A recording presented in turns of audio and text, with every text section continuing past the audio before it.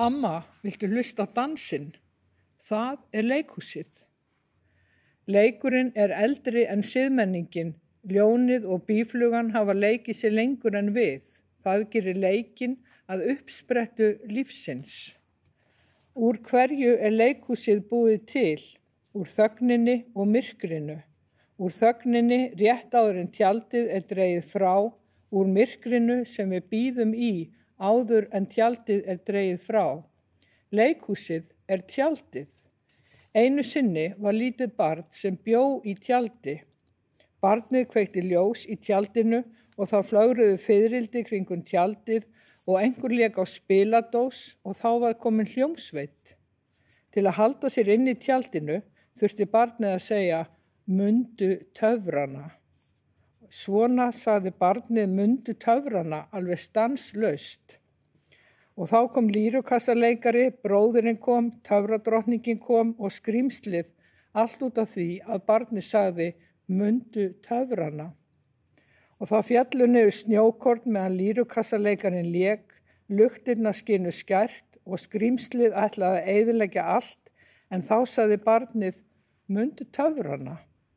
Og skrýmslið sagðist vera raunveruleikinn og sagðist liggja á tári og tárið titraði. Og þá mundi barnið eftir því að sorgin hafði bankað upp á og nú voru allir að gefa því tár svo það geti grátið. Og þess vegna var allt þetta vesen, allt þetta leikhús til að leysa gátuna fegurðina, töfrana og lýrukassaleikaran. Leikhús er búið til úr persónu A og persónu B. Persóna B horfir á persónu A og hún horfir á hana ganga við sviðið og þetta heitir leikhús að því tilskildu að persóna A sé þess meðvituð að persóna B sé að horfa á hana. Leikhús er skvaldrið áður en tjaldið er dregið frá. Brakið í nammibréfunum, jafnvel hringingar í farsímum. Næst skaltu hlusta á skvaldrið í áhorfandum sem snar þagnar þegar tjaldið er dregið frá. Ég talaði áhorfanda og hún sagði, pabbi og mamma voru verkafólk en sáu alltaf til þess að við fórum í leikhúsið. Og hvað er leikhús, spurði ég. Og hún svaraði, ég veit það ekki. Það er annar heimur, leikritið.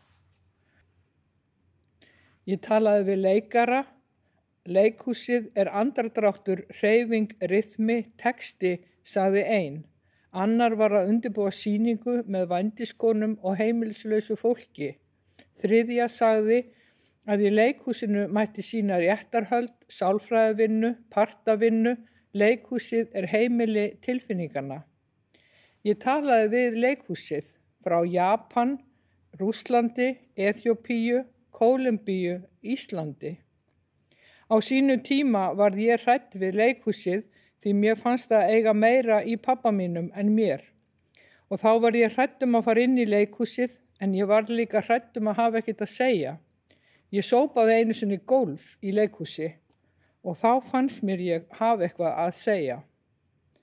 Og þegar ég sá leikara á sviði taki höndina á áhorfanda í sal, handaband á milli leikara og áhorfanda. Persóna A tekur í höndin á persónu B. Passar það inn í formúluna? En ég skal segja þér hvað leikhús er. Trúnaður.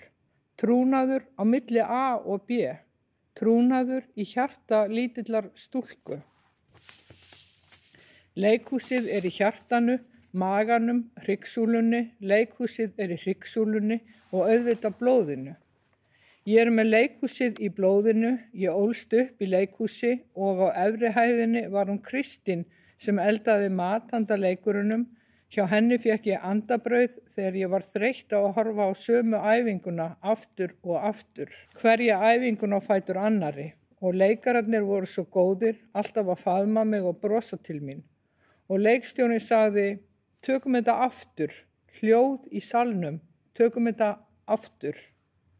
Og ég satt stillt og prúð í sætinu mínu, svo var gaman að labba í leikmyndinni í pásu. Ég horfði á sömu æfinguna aftur og aftur, alveg eins og ég horfði á Hamlet aftur og aftur þegar ég fékk að fylgjast með æfingum mörgum árum seinna. aftur og aftur því ekkert gerist aftur. Og þess vegna hljómar það aftur: amma, viltu hlusta á dansinn? Í kjól, glimmer og glitrandi.